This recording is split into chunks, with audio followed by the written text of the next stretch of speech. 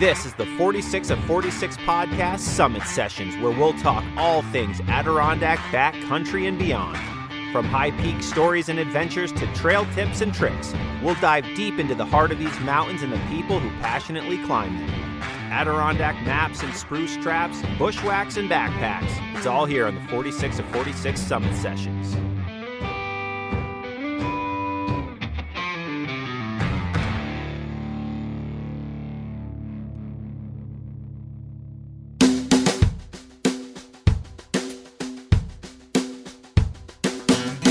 Hello, everyone, and welcome back to the Summit Sessions Part 2 of Matt Mochella's Unsupported FKT of the 46 high peaks.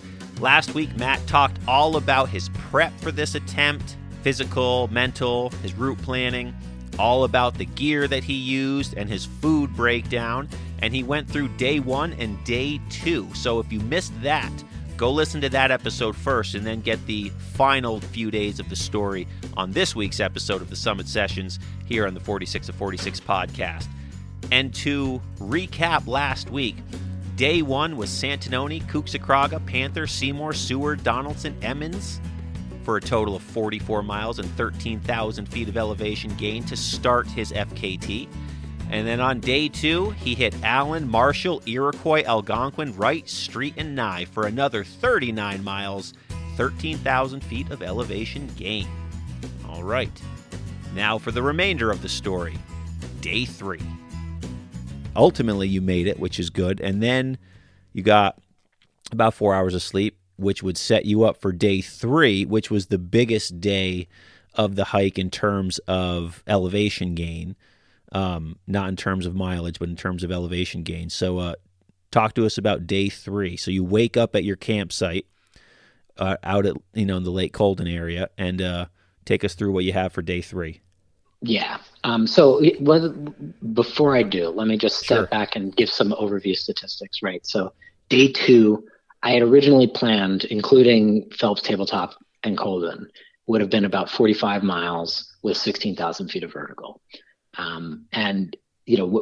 As I shortened it, it was about 39 miles with 12,000 feet. So I saved off about 4,000 feet of climbing, but had to make that up on day 3.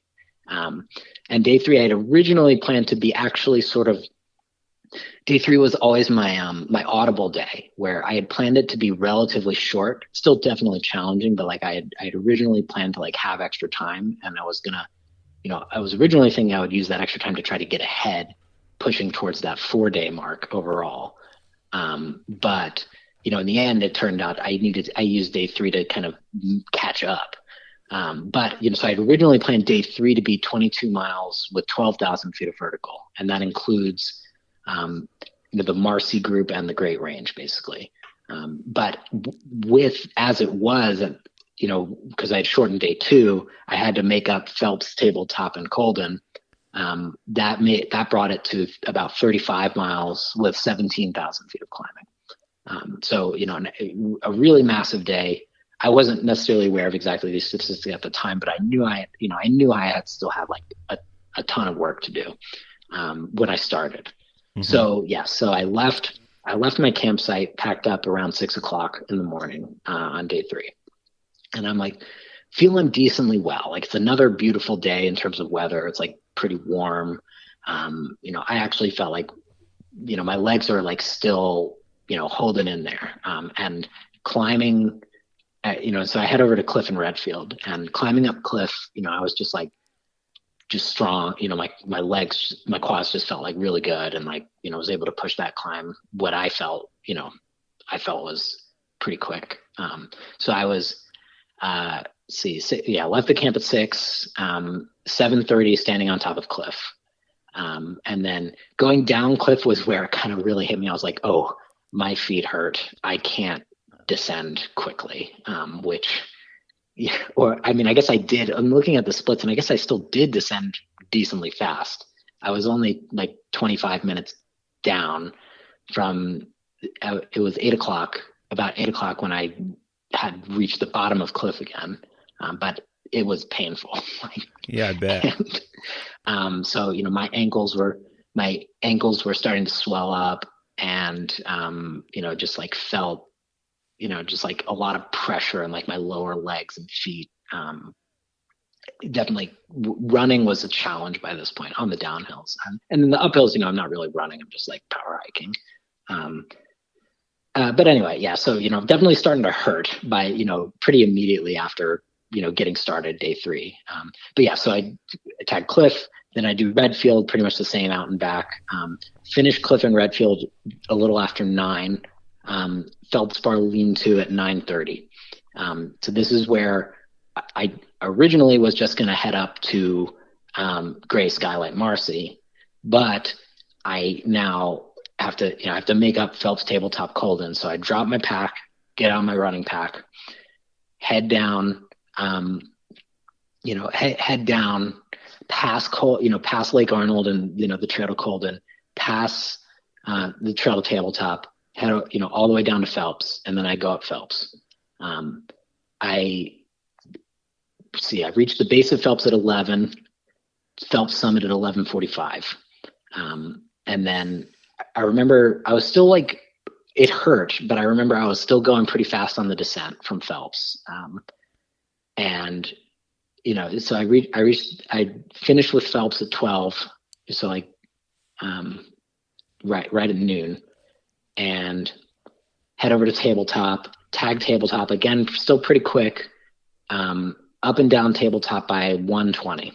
And then, kind of like, remember slogging it over to Colden. I remember stopping by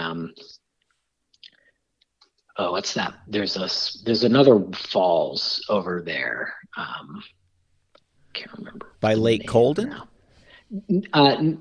Before Indian Falls. It's like where the trail branches off. You can either head over towards like Feldspar Brook. The trail either heads over to Lake Arnold or up towards Marcy. Sure. And I remember stopping there for a bit, and like there were a lot of people. I was seeing tons of people. Everyone was hiking Marcy basically, and everyone was like asking me for directions and stuff. And and I was just like, it's like the middle of the day, right? And it's just like beautiful and sunny, and I was just like smoked, and I'm just like kind of sitting there like swatting flies off my legs basically. Yep. But so I took a little break there by Indian Falls, and then head up Lake Arnold, and then from Lake Arnold I just out and back to Colden. I reached the summit of Colden at 2:30, and then back down by 3:15. And I think again the descents were really hurting at that point, and I think that was the first descent coming down Colden where I really just like walked it. Like I couldn't really run. I also remember that was the only time the whole trip where I saw another person like trail running. I saw this guy like absolutely bombing down Colden as I was going up. And I remember just being like, oh, that looks nice. Like I wish I had fresh legs. You want to know what's funny? It's funny you say that. I have never in any of my time climbing in the high peaks, I have never come across somebody trail running. Not one single time have I ever like stepped to the side while someone's literally running past me.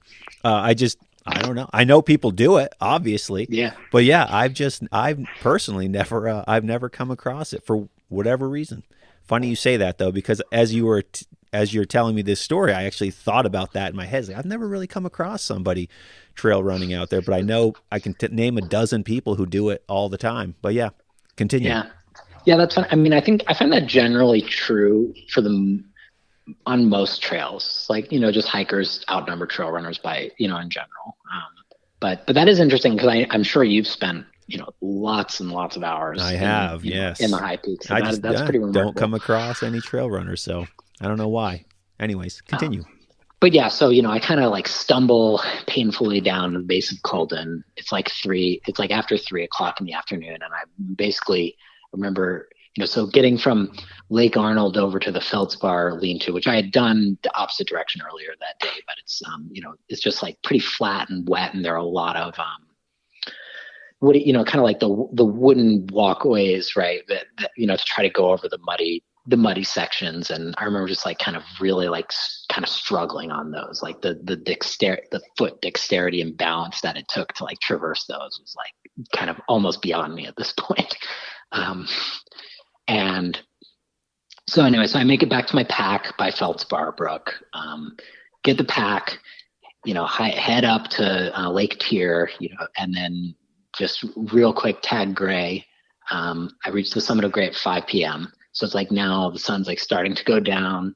It's like late in the day. I didn't see it. And there was like no one up there at this point, because there's no camping like anywhere above 4,000 feet. And like that whole section, I'm like just getting above 4,000 feet where, there's no campsites like anywhere nearby. And so, I just like really, I ended up seeing one person on like coming up Skylight as I was going down, but like other than that, it was just like totally deserted, which was really cool. Because it's still light out, and so I was like felt just like really alone in the wilderness, and it's a really great section of wilderness up there. Definitely. But yeah, so Gray at 5 p.m. I go down Gray, refill water at Lake Tier, and then I hike up Lake Tier to Four Corners, which is it's like probably less than a mile, right? 15 minutes. I get to Four Corners and I set down my pack and I'm about to just go up Skylight as quick as I can. And I realize I don't have my phone. So I've like freaking out because, although I know where I am right now, my phone was my only means of navigation. I didn't have a map, didn't have a compass. I did, I had my route, like GPX file and like special notes, like all planned out on my phone. I use the Gaia GPS app, which is really awesome.